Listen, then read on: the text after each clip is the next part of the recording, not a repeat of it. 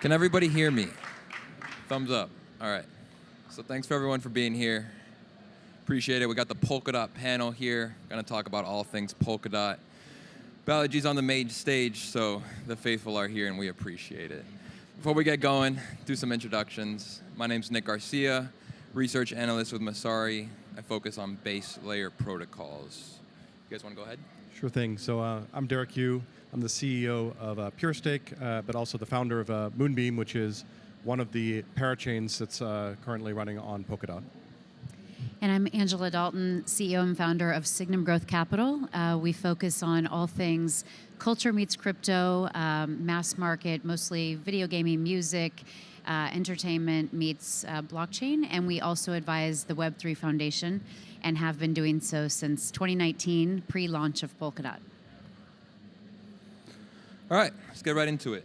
So first thing I'd like to do is kind of touch on what exactly is Polkadot. The Polkadot ecosystem is often FUDed. It's taking a unique approach to building out a base layer. So why don't we start with you, Derek? Kind of explain what is Polkadot, what makes it unique, some of the core components of it, anything you'd like to touch on. Sure. Yeah, and I would say that it's true that sometimes I think the Polkadot's not well understood, so I always try to explain it in a way that I think is easy to understand. For me, there's really two key ideas that are at the heart of Polkadot. So one of those ideas is that you want to make it easy for developers to create their own blockchain. You know, historically, blockchains have been very difficult to create. You know, it takes a team of expert computer scientists to do things like create new consensus algorithms. You know, peer-to-peer networking. There's all of these low-level components that go into building a blockchain. And so one of these ideas in Polkadot is let's create a development framework that makes it easy for developers to create a blockchain. So that's called Substrate. There's only two of these frameworks really that exist out in the market right now.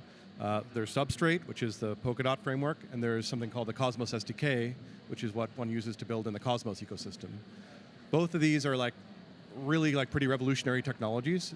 You know, it probably takes what would took if it took 100% to make a blockchain before, it's reduced down to maybe 10%, like 10% of the effort of what it used to take to make your own blockchain. And so that creates a huge new design space for developers. Instead of just being confined to just smart contracts on an existing blockchain, they can make their own blockchain. They can customize it however they want. You can specialize it into certain use cases. So that's definitely one of the key ideas of Polkadot is let's make it easy to create your own blockchain, your own customized blockchain. The second idea is let's create an environment where these blockchains can be deployed, where they can get security in a common way, and where they can talk to each other, where they're networked effectively. So there's a networking layer that allows these different blockchains to talk to each other. So really those are the two key ideas, but I think we're still seeing kind of what those two ideas mean when in practice, because I think there's there's quite a bit of interesting things that are already starting to happen with specialized blockchains now being able to communicate with each other and leading to interesting patterns and use cases. And I'll just give a non-technical, more practical answer to that, because I came to the Polkadot ecosystem back in 2018, and I was on a path to find a blockchain protocol that could be used for mass market video games creation, and looking to invest in that and help investors invest in that technology. And I concluded after looking at Bitcoin and Ethereum that this wasn't the right, in terms of mass market adoption, this wasn't probably going to work, at least in the near term. And then I stumbled upon Polkadot, and it was a completely different idea for me. So my background, very traditional finance, turned crypto meets, these sectors that I talked about. But it was a completely different idea, which I went and read the seminal article. If anyone hasn't read the Web3 article that Dr. Gavin Wood wrote, it's actually really worth reading, because so Dr. Gavin Wood, who is the founder of Polkadot, also co-founded Ethereum.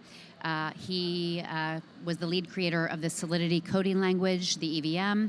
And he, after completing Ethereum, thought, wait a minute, Bitcoin and Ethereum are solving this problem of coming up with a new form of currency and applications that use currency in a different way. what if in the new Web3 world, we had a completely different platform for applications of any kind that may or may not use currency, but provide an alternative to this Web 2 world. And the Web 2 world that he was concerned about was referred to in this prior session, which is one that is controlled by a few entities, which is, causing privacy breaches, not protecting individuals, basically not holding up to the bargain with citizens around the world. And so we thought, what if we could create a base layer, a layer below, other blockchains? So a base that these blockchains could sit on. So it could be Ethereum, it could be Moonbeam. All of these different blockchains of any kind, not necessarily currency, could sit on this security layer and provide safe and secure communications for blockchains of any kind. So, Awesome. Thanks for that. I think it's nice to hear from both a technical and an investment perspective, kind of how people view the ecosystem. So would like to dive in over the next few minutes on kind of some of the more technical components of the ecosystem, right? So as they mentioned, you've got the base layer relay chain, often referred to in Polkadot talk as the layer 0. Then you've got a bunch of layer 1s connected to that, which are known as the Parachains. The Parachains are where most of the activity takes place, and kind of, they have a bunch of different unique use cases. So Derek, would love to hear a little bit more about that, right? How the parachain model works, what are some of the use cases that parachains can kind of enable, and just the general interoperability that is possible with Polkadot. Yeah, I've hit on some of the themes already. The real opportunity once you have this ability to create your own blockchain is to specialize. And I think historically that's been extremely difficult. And if you think about it, the reason is when you have blockchains that are standalone, it's very hard to specialize because you need to kind of do everything at least basically okay, because you're kind of a self-contained economy, let's call it. I use the mental model of like an economy from way back when that didn't have a lot of connections with other places. Well, you had to do everything locally, right? You had the local guy making shoes, making clothing, you kind of do everything as best you can locally. Now, I think that the thing that's kind of quite interesting once you network these different economies together is you can specialize. So you can specialize in being great at just a few things, and then for the things you're not good at, you get those from other economies, from other chains, kind of just like how it works in the regular world. And so even on some of the architecture you just described, there is already quite a bit of specialization happening within the Polkadot ecosystem. This base layer relay chain is a purpose-built blockchain that specializes in providing security to other blockchains and providing communication services to other blockchains. So that's what this relay chain, this base layer, specializes in. And then there's many other parachains that attach to that relay chain that offer different kinds of functionality. Our project Moonbeam is one of those. Moonbeam is a layer 1 smart contract blockchain that's specialized in these cross-chain use cases. So we're taking advantage of this communications layer that Polkadot provides, among other new communications protocols that are connecting different blockchains together, and supporting these new kind of cross-chain use cases that are quite interesting. But Moonbeam is only one example. There's many other examples of parachains that are similarly specialized to different kind of functionality. You could have a DeFi chain that's like some specific to a DeFi use case. Other kinds of infrastructure chains are quite interesting, either storage, identity. So there's quite a bit of a variety out there, and I expect that to continue to evolve. Totally agree. And one of the things we'll talk about is it's still early in terms of parachain being rolled out, parachain adoption. But Angela, anything you want to add to that in terms of interoperability, what you see in terms of the Polkadot structure and how that's exciting from an investor's lens? It's really exciting. I mean, just to give an analogy that I often use, I think of it as the New York City subway. All of these different points along the subway are completely different and unrelated, but they're tied together with this subway system, and that's what I would refer to as, think of that as the relay chain. And then the parachains, including Ethereum, Bitcoin, and others, are all these locations along the way. And so what I think is really exciting is the fact that, this layer underneath is really just meant to, provide an efficient infrastructure for all of these others. And all of these others are independent. We need to do independent analyses on whether or not each of these are good investments. And so, I mean, even you just see, like with Derek, what and Moonbeam, what I'm really excited about, and I'm sorry, I'm going to ask you to, sorry, is it okay if I call on Derek? Because I'm really excited about this idea of new pathways to interoperability. So right now, people think of interoperability as, you know, communications between, let's say, Ethereum and Polkadot, or Polkadot and, you know, or I'm sorry, Ethereum and Moonbeam and Akala, or other, or Moonbeam and Bitcoin, whatever it is. But there are new pathways that are being forged that I think we're just now starting to think about. And I think Moonbeam is laying interesting groundwork to be able to, you know, capitalize on these new pathways. So I'd love for you to talk about that. But it all comes back to this base layer of Polkadot. And real quick, Derek, while you're talking about that, if you could also touch on the XCM component of it, right? I think that plays a key role in it. Yep. Yeah, absolutely. So, I mean, if I even step back one step, this desire to connect blockchains has been around for a long time, right? And you see that, especially when it comes to token movement, it's just a very natural thing. If someone you know, has different tokens on different blockchain platforms, they want to move them, and thus the rise of bridges, you know, as we've seen in recent years. Now, I think you know, in the context of this underlying layer that we've been talking about, you know, the trick is that the security of those systems is not all of them are created equal, right? And so I do think that one of the key benefits of the Polkadot architecture is that the networking layer, or this ability to connect blockchains, is built into like the blockchain itself, right? So this is not like a set of contracts that's layered on top of the blockchain, but rather it's built into the, you know, consensus and the other security mechanisms of the chain itself. And I think, as you know, what's happening in the market now is users, other participants are getting like much more attuned to these like security like trade-offs, right? So when you're moving something, the question is, okay, what's the value of the thing I'm moving? What's the security of the, you know, the path I'm taking? Is it, you know, going to support the weight that I'm trying to bring over it or not? And I do think also that it's not one size fits all. There's going to be multiple different ways to move things. Just like when you're sending something, like say physically, right? You can have, you know, a postcard, you can have regular mail, you can have, you know, FedEx, you can have, you know, armored truck. There's like different ways to move things that will be dependent on the use case. But you know, this XCM technology that's in Polkadot is probably it's the maximum security you can and that you can achieve on sending something, sending messages between chains, because it's built into the blockchain itself. Now, but we are seeing quite a bit of innovation in terms of establishing new network connections between different chains. So there are, you know, other cross-chain protocols that are connecting, you know, non-Polkadot destinations to Moonbeam, as an example.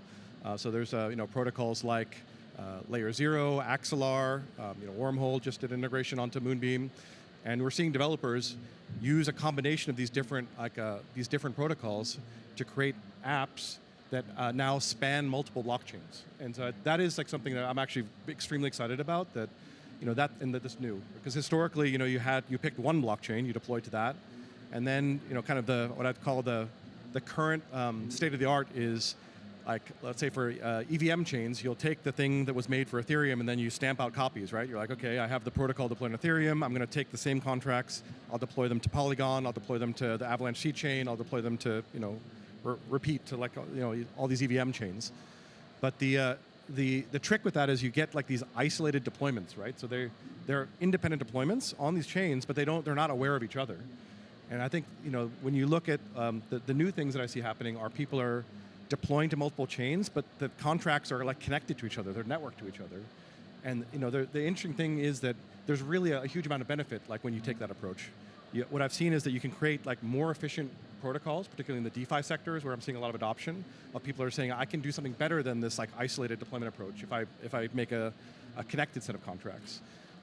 Also on the user experience side, like there's like a way you can make the user experience like much simpler and better when you're using this approach where you're connecting you know, contracts on different blockchains together. So those are definitely two areas that I'm quite bullish on these days. Like, Yep, I think another great explanation. So let's kind of zoom in on that user experience, right? Because one of the early complaints in the Polkadot ecosystem was that it was a poor user experience, right? A poor UX. You had the Polkadot JS wallet. It was somewhat of a struggle. But what we've seen over the last few months, if new wallets have been rolled out, more parachains are coming online, and overall activity is trending upwards. So would love to hear from both of you, how has the Polkadot user experience evolved? Where is the Polkadot user experience going? Derek, you briefly mentioned some of these new super apps that are going to be enabled by the Polkadot cross-chain model. So let's talk about it from a user's perspective, right? How's the user experience? Where's it going? Would love to hear more. I mean, I'll start with that just to say that the user experience, I think, is good to define, because the user experience of Polkadot itself is application builders. So application builders are using Polkadot for a base layer security. End users are using applications. Ultimately, we haven't crossed the, we haven't gotten to mass market application adoption yet. I think when we get there, we'll be able to see that it's really these parachains, and Ethereum is obviously a huge one as well, blockchain as well, that those parachains will be the ones that need to have really great user interfaces, because that's where users are going to be attached. It's this base layer security that is going to be tapped. The user experience there is dependent on the actual technology companies that are tapping into it. I just think that's an important thing to distinguish. Yeah, I mean, and I would add to that well, if you take the example of Moonbeam, like obviously we've one of the feature sets that we've rolled out is EVM compatibility, which means that developers on Moonbeam can leverage the Ethereum tech stack to create user experiences. So that was one practical choice that just we happened to make to help with user adoption and the creation of apps. But I think the more important point is around the point I made earlier around Substrate. So by using Substrate, you have this full control over the blockchain, and that can inform the user experience. So as an example, one of the other Parachain teams that I met with here at the conference, they're building a social media, kind of a network or a decentralized social media like application. And for them, this model that Ethereum uses of making the end users like have gas and submit gas payments, that obviously solves security problems for the chain, but it's not necessarily a great user experience if you're trying to onboard like a lot of end users. And so they've made some different design choices in their Substrate implementation to say, we're going to create a set of functions that end users can call without needing to bring their own gas. And that raises some security concerns, which they've addressed in other ways in the implementation of their chain. So that's an example of the kind of thing that you just can't do if you're on Ethereum or if you're on a smart contract platform. Those rules are set for you. But when you have access to be able to create your own chain, you can get creative about things like, what is the user experience? What set of functions could I offer in a different way than just this standard MetaMask way? Can I just add something to that from an investor perspective? I think that if as an investor looking at applications, end user applications, if those applications require every transaction to use a token or to pay a transaction fee that is uncontrollable in terms of the price of that transaction, I don't know many mass market consumer investors that would be interested in that. It's just user experience is so important, and all of that has to be happening behind the scenes. It cannot, again, be happening at that end user point. Yep, totally agree. So to summarize there, right, is infrequently people are actually transacting on Polkadot. The majority of transactions and activity in the Polkadot ecosystem actually takes place on the Parachains, right? And what Derek said is Substrate allows the builders, right, to build these Parachains. All right, so coming down to the final third of the panel here. So we'd like to talk about where Polkadot is headed, right? I think people often forget that the first Parachains only went live in November, okay? And XCM really only started rolling out a few months ago. So it's still really early in the Polkadot days. So would love to hear from both of you where you guys think Polkadot is headed, any interesting developments, just the general state of the chain. I mean, I can dive in with just some examples that I think illustrate some of the concepts or the points that I was trying to get at before, which I think represent these unique use cases that are enabled by Polkadot. So I mentioned before about more efficient protocols, particularly DeFi protocols. This is one area of adoption that we're seeing on Moonbeam specifically. And to give an example, there's a project team on Moonbeam called Prime. They have one of these new cross-chain connected DeFi protocols. And the idea is that you can, as a user, you can deposit tokens on any chain that they're connected to. They're connected to many chains. But there's a kind of a single system idea, right? So let's say if you deposit, as a user, if you deposit AVAX on Avalanche, then there is a set of contracts on Moonbeam that contain this like master state. There's messages that are sent back from Avalanche to Moonbeam, and Moonbeam is tracking the state of the system across all of the chains. And so the idea is that you can now, that same user can go to a different chain and start to perform actions and do things, but the system understands that they did, that they made these deposits on Avalanche. So you kind of have this idea that, that it's kind of which blockchain you're on like matters less, right? There's this like universal kind of visibility into what's happened on any chain, and thus wherever chain you're on, you're part of like a single system. And so I think that's an extremely powerful idea. I don't know if you have that. Yeah, I was just going to say I'm so excited about everything that I'm seeing that's coming out. I think that there have been so many technology developments, capacity developments, new interesting applications that are coming on board as Parachains.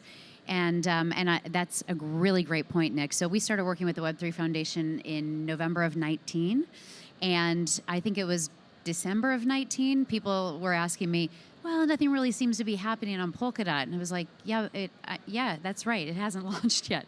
And then, it was May of 2020, the process started for the launch. July was the pseudo key being given up when control was given up to the community. August was when tokens were actually delivered. And it wasn't until December, as you said, that the Parachains launched, and then XCM. So it is really, we are months into this.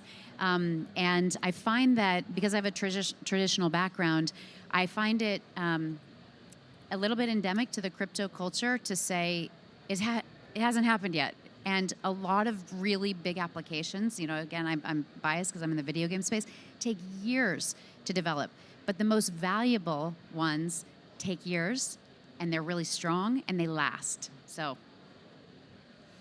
still the early days. So, I believe there are 41 Parachain auctions scheduled through February 2023. I think Polkadot has 28 Parachains now. So, with an end goal of 100, potentially more in the future. So, still really early. Kind of zooming in on the future, right? XCM right now, I believe, is in its V2 state. And there are these HRMP channels, right? And Derek can speak to it much better than I can. But essentially, these are just light client XCMP channels, right? So XCM is going to evolve. So Derek, can you kind of touch on XCM v3, and the future of that? Yeah. So and just for context, XCM is the name of this built-in cross-chain messaging system that you get kind of for free. Let's call it like when you're a parachain on Polkadot. You have this very secure mechanism for sending messages in between different parachains. The first use case of that, not surprisingly, has been around token movement. So, one of the first features to roll out on Moonbeam, just giving the Moonbeam example, is something called XC20, which is a way that assets or tokens on other parachains in Polkadot can be moved to Moonbeam, and then from there they're accessible from the Moonbeam EVM as if they're ERC20s. So they're not really ERC20s; they're actually precompiles, is the technical term, but they provide smart contracts on Moonbeam access to these substrate-like assets, and XCM can be used to move these assets like anywhere.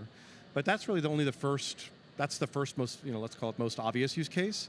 The use cases we see developing now are more functional, right? So the first set of features rolling out now are around being able from a smart contract on Moonbeam to send an outbound message to another chain to call a function. Same thing in the reverse direction, right? Another parachain might want to send an XCM message to Moonbeam. That message would be mapped then to a smart contract call on Moonbeam. So you have these scenarios then where you might have a parachain that's its own chain, but that parachain might also have some set of smart contracts on Moonbeam to interact with, let's say, DeFi protocols or other kinds of protocols that are in the Moonbeam EVM. And so I think this is an area where we're seeing quite a lot of interest in development because it again goes back to this idea that you can have specialized functions, specialized chains, but you can tie them together using this cross-chain messaging system. Would it be fair to say XCM is similar to IBC, right? The Cosmos communication language, or would that be two different ballparks right there? There's definitely similarities. I would say that architecturally, there's some different philosophy, like if you compare Cosmos against Polkadot. But the idea of building in communications via a light client approach, like at the chain level itself, is the same. The difference in my mind is that the Cosmos vision is more, let's have these independent chains that all can kind of optionally communicate with each other. Whereas in Polkadot, there's more of I would say it's a more structured system where you have this base relay chain, everything's attaching to it, getting security from it. So as a parachain, there's not this kind of option of like, oh, I want to, it's like, you're part of the same system. It feels much more like you're all different spokes on like the same system. And that means that actually that's one of the reasons why we chose Polkadot over Cosmos is we felt that was going to be a better structure for powering these cross-chain scenarios that I've been speaking of. Yeah, I feel like those two ecosystems are often compared, right? They were both built with the modularity in mind, so you hear a lot of Polkadot Cosmos comparisons. Angie, would like to turn over to you. I know we got 5 minutes left here. Anything else that exciting for you in the ecosystem? Why you chose it, where you're looking at moving forward. There's a lot going on, right? And I think the Electric Capital report, Polkadot's got the second most devs, often a leading indicator, so we can expect a lot more. Yeah, So, it's just really, really early days, and I think that from everything that I've seen, also I have a very traditional background in terms of always been in traditional finance, investment banking, investment research, and I find that the decentralization point is extremely important and really, really difficult. So a really great example is the validators. And I'll just give that example, but there are 1,000 validators on Kusama. There will be 1,000 validators on Polkadot, and every validator. So people nominate a validator, so because it's nominated proof of stake, and so every validator receives the same reward. So if you're the smallest validator, the reward per nomination is much greater. So there's a natural mechanism built into the network that is an anti-concentration mechanism and a decentralization optimization, I guess. So that's one example, but I keep seeing more and more of these. So again, the more I dig into Polkadot since 2019, the higher my conviction is that this technology is built to last. So I'm just excited about all of these new parachains that are coming. A lot of new parachains coming. And I think she brings up a great point, right? So a measure of decentralization we like to use is the Nakamoto coefficient. And I'm going to show the Polkadot Q3 report, but what you'll see is Polkadot has one of the highest, if not the highest, Nakamoto coefficient outside of Ethereum in crypto. And that is because of this smartly developed incentive mechanism for the Polkadot validator set. So I think a great point there. So final few minutes here. Anything else that you guys would like to talk about? Any final points to touch on here? I'll say one thing, and then I'll leave it to you for the last word. Next year, I want to be on the main stage. Ryan Selkis, we'll make it happen. We want to be on the main stage for Polkadot. I'll make a last point that's kind of tied into some of the ideas we talked about here in the session. For me, I also come from this more traditional Web 2 background. Built a cloud company, spent a lot of years there building that up. Where they had mobile experiences, had a lot of users, and I will tell you that the adoption for me, broader adoption of Web 3, a huge part of it hinges on the user experience, right? And this is where when I explained to a lot of Web 3 founders I talked to about the kinds of investments we were making in the Web 2 space when I had the Web 2 company into user experience. I mean, it was probably a third of the product staff, right? And the whole engineering team was devoted to designers, like UX research, these kinds of things. And that sometimes blows these Web3 founders' minds, right? Because they're thinking about crypto algorithms and all this hardcore engineering. And so, I mean, to me, that's probably the most important factor. And this is not Polkadot specific. This is just for Web3 in general. Is this user experience? And I am a big believer that these cross-chain techniques will help the user experience a lot. Because the key thing that you can do in Web 2 is you can hide infrastructure away from the users, right? So the user's interacting with a mobile app, they don't know that they're interacting with 100 servers, a platform as a service features on the AWS cloud. That's all hidden from them. In Web 3, the experience tends to be that the user's aware of everything, right? So they're I'm working with this blockchain, there's this transaction, there's call data I'm being shown, it's right in your face. So these cross-chain techniques I really think are going to be powerful in improving the user experience, because you can use them to hide away, there might be 5 blockchains powering the user experience, but you can hide that away from the user, create this abstraction layer, but still keep a decentralized, have it be a decentralized system. That's a really great point, because we haven't talked about this, but having that Web 2 background is so true. People are always thinking from the Web 2 perspective, how do we hide this? And people don't even know, the general public doesn't even know that Web 2 is powered by advertising, right? Which is a human conflict of interest between the creators and the consumers. And so as we move into Web 3, we just have to be cognizant that people, the end users, don't want to see any of this. They just want it to work. Very true. All right, awesome. Derek, Angie, thanks a ton for tuning in. Thanks for everyone in the crowd. Check out the Polkadot Q3 report. Should be out, I believe, October 6th it's scheduled. And we'll make sure we're on the main stage next year. We'll have Mr. Selkus lock that in. Thanks, everyone. Thanks.